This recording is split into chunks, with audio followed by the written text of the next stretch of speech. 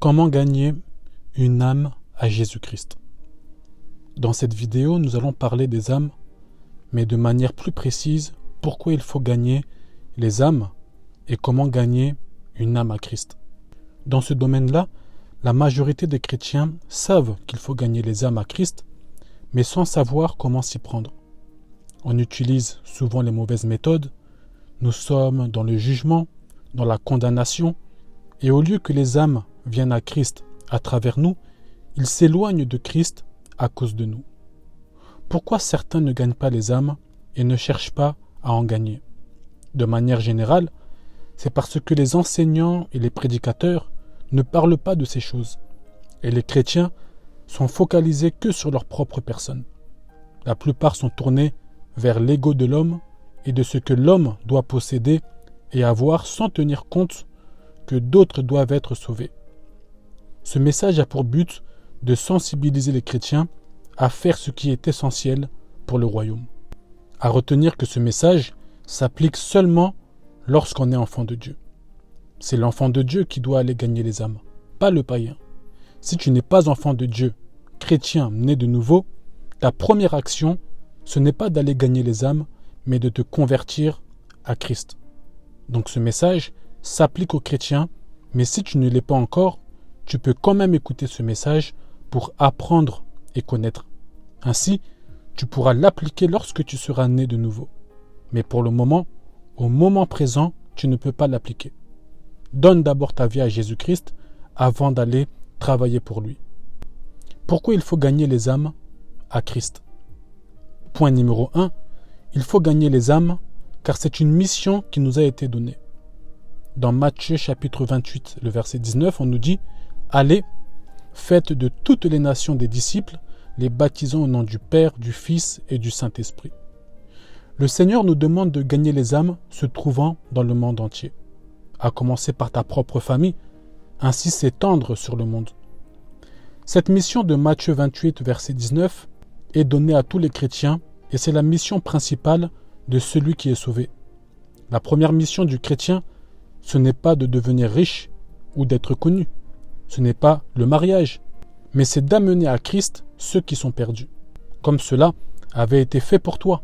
Auparavant, tu étais une âme perdue qu'une personne a amenée au Seigneur. Mais ce qu'il faut savoir, c'est que ce n'est pas le chrétien qui gagne une âme au Seigneur de manière directe, car aucun homme sur la terre n'a de lui-même la capacité de convaincre un cœur et de le convertir. Mais c'est le Saint-Esprit qui le fait, mais en passant à travers nous. Lorsque tu fais une action et qu'une personne se convertit à Christ, sache que tu as seulement été l'instrument du Saint-Esprit. Voilà pourquoi être orgueilleux ne sert à rien. Pourquoi? Car ce n'est pas toi. Lorsqu'un cuisinier prépare de la viande, c'est la poêle qui fait la cuisson.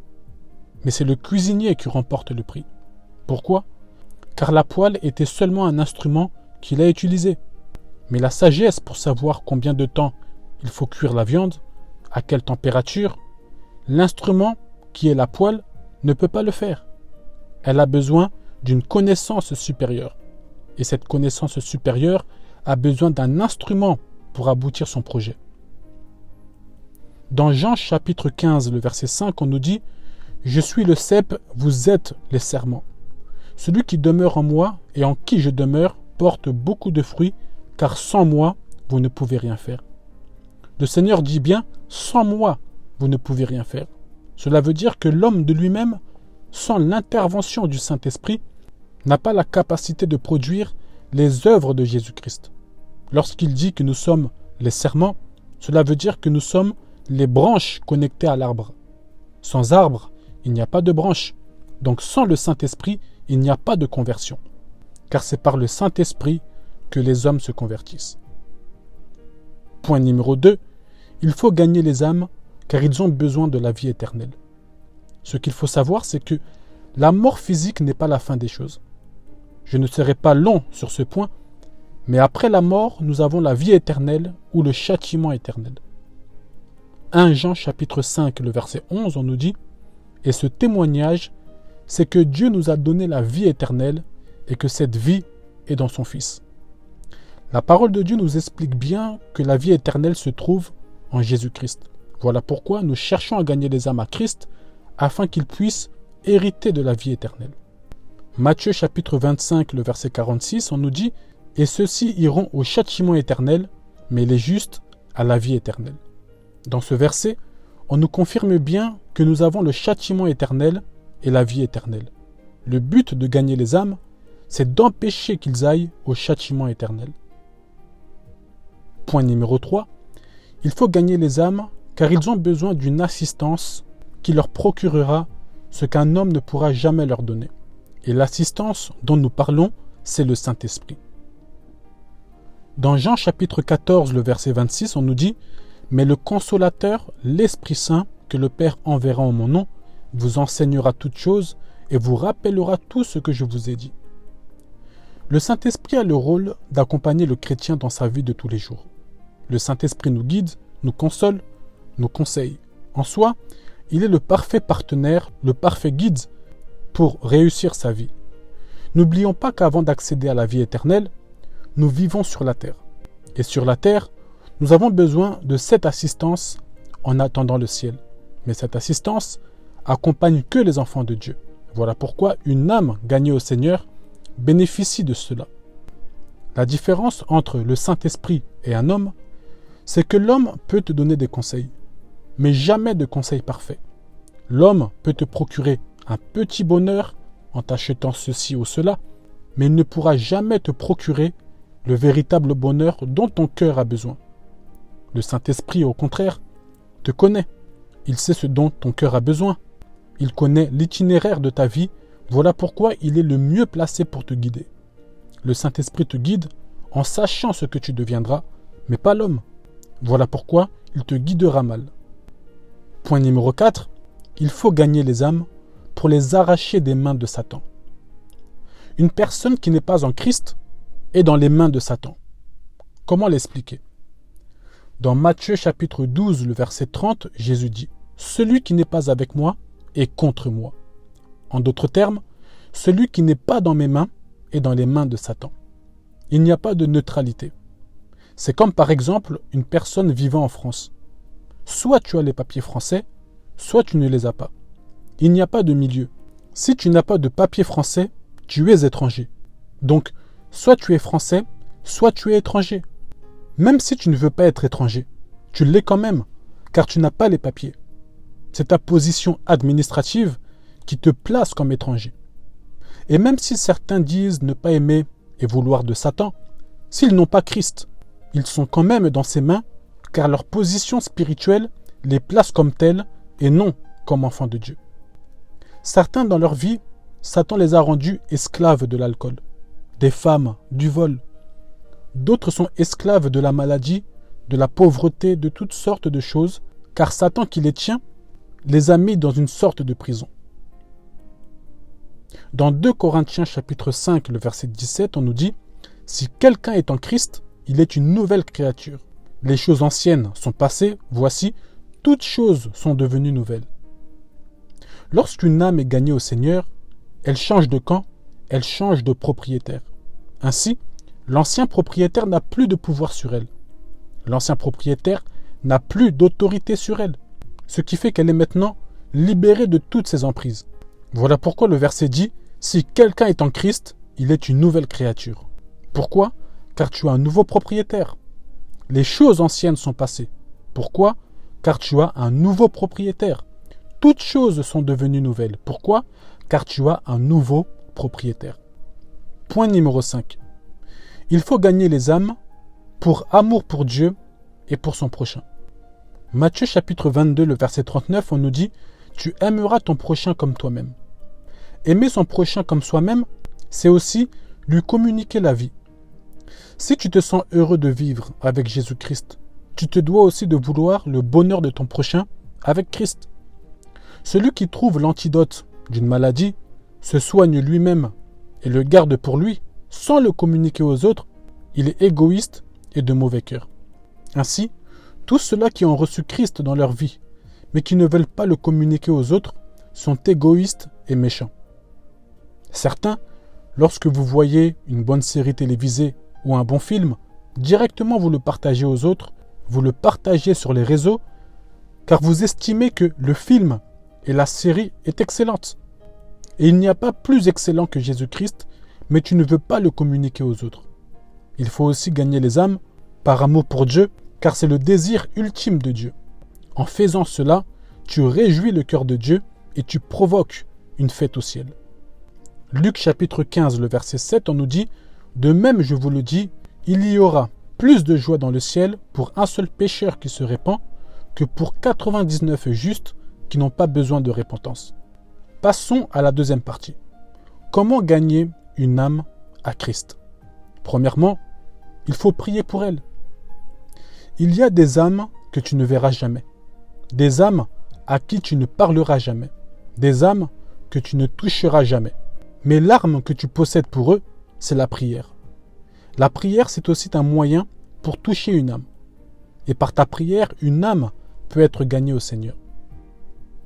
Dans Jacques chapitre 5, le verset 16, dans la deuxième partie de ce verset, on nous dit « La prière fervente du juste a une grande efficacité ». En d'autres termes, la prière d'un homme juste est très puissante. Voici un exemple. Dans la Bible, nous avions l'apôtre Paul qui, avant de rencontrer Christ, se nommait Saul de Tarse. Et nous le voyons tuer des chrétiens et les mettre en prison. Il a même été associé à la mort d'Étienne. Dans Actes chapitre 9, le verset 1er, on nous dit « Cependant, Saul respirant encore la menace et le meurtre contre les disciples du Seigneur. » Des commentateurs disent que les chrétiens priaient pour Paul et son cœur, car c'est aussi le devoir de l'Église de prier même pour ses persécuteurs. Dans Actes chapitre 9, le verset 3 à 6, on nous dit « Comme il était en chemin et qu'il approchait de Damas, tout à coup une lumière venant du ciel resplendit autour de lui. Il tomba par terre et il entendit une voix qui lui disait « Saul, Saul, pourquoi me persécutes-tu » Il répondit « Qui es-tu, Seigneur » Et le Seigneur dit « Je suis Jésus que tu persécutes. » Donc si nous comprenons bien, personne n'est venu prêcher Paul. Personne ne l'a évangélisé. Pourquoi? Car Paul, appelé Saul de Tarse, était un meurtrier. Et les disciples en avaient peur de s'en approcher, sachant qu'il tuait des chrétiens et les mettait en prison. Mais leur prière n'avait pas échoué, car il a reçu l'apparition du Christ. Donc si on peut faire un résumé de cela, Paul avait reçu l'apparition du Christ à cause des prières des disciples à son égard. Tu peux prier pour une âme, et son cœur la pousse à regarder une prédication. Tu peux prier pour une âme, et son cœur la pousse à entrer pour la première fois dans une église. Tu peux prier pour une âme, et son cœur la pousse à s'intéresser aux choses de Dieu. Tu ne lui as pas parlé, tu ne lui as jamais rencontré, mais ta prière est le fruit de sa conversion. Il y a beaucoup de personnes qui se sont converties à cause de tes prières. Surtout, ne te décourage pas à prier pour les âmes, car même si tu ne les vois pas de tes yeux, des choses se passent. Deuxièmement, il faut lui parler de Jésus-Christ. Parler de Jésus-Christ, cela peut se faire en présentiel ou à distance si vous utilisez les moyens technologiques. Il faut parler de Jésus-Christ, car c'est lui le Sauveur que nous venons présenter. On n'aborde pas une âme pour lui parler de son Église ou de tout ce qui est autour. Cela peut se faire si vous rencontrez un chrétien qui connaît déjà son Sauveur. Mais on ne peut pas le faire avec une âme qui ne connaît pas encore son Sauveur. Voilà pourquoi la première chose à lui présenter, c'est Jésus-Christ. Ce que Jésus-Christ a fait pour lui à la croix. Ce que Jésus-Christ va lui apporter dans sa vie et la promesse qu'il a faite à tous ceux qui croient en lui. Souvent, nous avons dans nos églises des païens, mais des païens très présents et très zélés. Des païens serviables, des païens disponibles. Mais ils ne sont pas convertis. Ils n'ont pas rencontré le Seigneur malgré leur présence. Tout simplement parce que ceux qui sont censés les gagner, et je ne parle pas que des pasteurs, mais de tout enfant de Dieu, n'effectuent pas le travail de leur parler du Christ. Voilà pourquoi certains viennent pour le mariage, pour l'argent, pour des projets, pour des opportunités, mais ils ne viennent pas pour le Christ. Donc si tu veux gagner une âme à Christ, tu dois lui présenter et lui parler de son Sauveur. Sinon, il ne sera pas gagné, mais il sera présent. Par exemple, Il est possible d'être dans une entreprise sans être salarié. Tu passes tellement de temps là-bas que tu te fonds dans la masse. Ainsi, lorsque c'est le moment de donner les fiches de paye, tu ne reçois rien car l'administration te rappelle que tu n'es pas enregistré dans l'entreprise. Beaucoup sont à l'église, très présents, très zélés, mais ils ne sont pas enregistrés dans le royaume céleste. Troisièmement, il faut lui manifester l'amour. Dieu est le parfait exemple. C'est par amour qu'il nous a sauvés. Ce n'est pas la sainteté de Dieu qui nous a sauvés, car la sainteté de Dieu nous aurait brûlés. Ce n'est pas la justice de Dieu qui nous a sauvés, car sa justice nous aurait condamnés. Mais c'est son amour qui nous a sauvés. L'amour qu'il a pour nous permet qu'on puisse s'approcher de lui. L'amour qu'il a pour nous permet que nous puissions lui parler.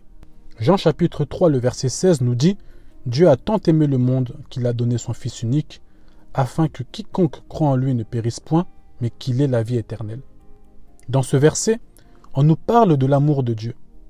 Et si nous sortons de lui, si nous le représentons, nous devons aussi manifester l'amour pour sauver les âmes. Un chrétien qui n'aime pas les gens, il faut vraiment se poser la question s'il est vraiment chrétien. 1 Jean chapitre 4, le verset 8, on nous dit « Celui qui n'aime pas n'a pas connu Dieu, car Dieu est amour. » Ici, on nous fait comprendre que tu ne peux pas rencontrer Dieu, marcher avec Dieu et vivre dans la méchanceté. Car ce n'est pas Dieu qui te pousse dans cela. Lorsqu'une personne marche et vit avec Dieu, Dieu lui communique tout ce qui est de lui. Une âme que nous devons gagner à Christ a besoin de sentir par toi que ton maître est amour. Si tu viens au nom de Christ et que les gens te voient vivre dans la méchanceté, ils peuvent croire que ton Dieu est méchant, que ton Dieu va la frapper à cause des choses qu'elle fait, alors qu'il ne regarde pas à cela, car il aime. Quelle image tu reflètes lorsque tu es face à une âme? Il se peut qu'elle ne verra jamais le Christ avec ses propres yeux, peut-être qu'au dernier jour seulement. Donc tu dois lui montrer l'image du Christ à travers toi. Et la première chose qui reflète le Christ, c'est l'amour. Quatrièmement, il ne faut pas la juger. Dans ce point-là, ça revient encore à l'amour. Mais je le mets en quatrième point, car je voulais préciser de manière directe sur le jugement. Souvent, nous avons un problème. C'est comme si nous choisissons les âmes que nous voulons sauver. Par exemple, entre un Africain, un Français et un Roumain, tu vas préférer évangéliser le Français et l'Africain seulement parce que tu as des préjugés sur les Roumains. Comment veux-tu gagner les âmes vers qui Dieu t'envoie si tu as des préjugés? Dieu a-t-il dit de gagner le monde sauf les Roumains? Voilà pourquoi il ne faut pas juger les autres. T'ont-ils volé? Que t'ont-ils fait? Rien. Mais tu les exclus de la grâce de Dieu. D'autres, vous jugez les âmes qui viennent dans leur état perdu. C'est tout à fait normal qu'un païen vienne à Christ, mais en vivant dans la cigarette, ou une fille étant dans les mini-jupes, car ils sont perdus. Et c'est dans cet état qu'ils viennent à Christ. L'apôtre Paul, par exemple, est venu à Christ en étant meurtrier. Matthieu est venu à Christ en étant publicain. Et les publicains n'avaient pas bonne réputation. Donc il est venu à Christ en ayant une mauvaise réputation. On ne connaît pas le lendemain d'une personne. On ne connaît pas le plan que Dieu a mis en place pour chaque personne. Toutes les personnes qui sont venues à Christ, tous ceux-là qui sont maintenant pasteurs, apôtres, évangélistes, docteurs, prophètes, ils ont tous commencé païens, avec des vies qui ne glorifiaient pas Dieu. Juger une personne la fera fuir. Voilà pourquoi certains ont honte de vous parler, de faire appel à vous, car vous êtes toujours dans le jugement. Ainsi, vous empêchez la personne de venir à Christ. Dans Jean chapitre 8, le verset 7, on nous dit « Comme il continuait à l'interroger, il se releva et leur dit « Que celui de vous qui est sans péché jette le premier la pierre contre elle. » Souvent nous jugeons les autres, mais nous avons nous-mêmes des problèmes avec Dieu. Nous jugeons les autres, mais nos vies ne sont pas si extraordinaires que ça. Dieu, pour récupérer une âme perdue, ne regarde pas à son apparence ou à son habillement. Il ne regarde pas à la vie que tu mènes. D'ailleurs, c'est encore plus intéressant car en changeant et en transformant des vies compliquées, c'est la gloire qui lui revient. Cinquièmement, avec ton témoignage. Vous ne pouvez pas imaginer le poids qu'a votre témoignage dans la vie des autres. Car nous avons des personnes qui ont traversé les mêmes situations que nous-mêmes nous avons traversées. Donc lorsqu'ils voient que Dieu a agi dans votre vie, transformé votre vie, ils se disent aussi que c'est possible pour eux. Voilà pourquoi le meilleur message et la meilleure prédication, c'est les choses que nous vivons. Car ce n'est pas du virtuel ou de l'histoire, mais c'est la réalité. Et sixièmement, en marchant avec le Saint-Esprit. Ce point est le plus important car c'est le Saint-Esprit qui nous donne la force de pratiquer tous les points que j'ai donnés juste avant. En marchant avec le Saint-Esprit, tu sauras avec les capacités que Dieu a mis en toi, comment gagner les âmes. La manière dont moi je gagne les âmes, ce n'est pas la manière dont toi tu es appelé à gagner les âmes. Chacun a sa particularité et c'est par le Saint-Esprit que tu le connaîtras. Voilà pourquoi la première des choses, c'est de chercher à marcher avec le Saint-Esprit pour savoir comment tu es appelé à être utilisé. C'était le message sur comment gagner une âme à Christ. Merci beaucoup.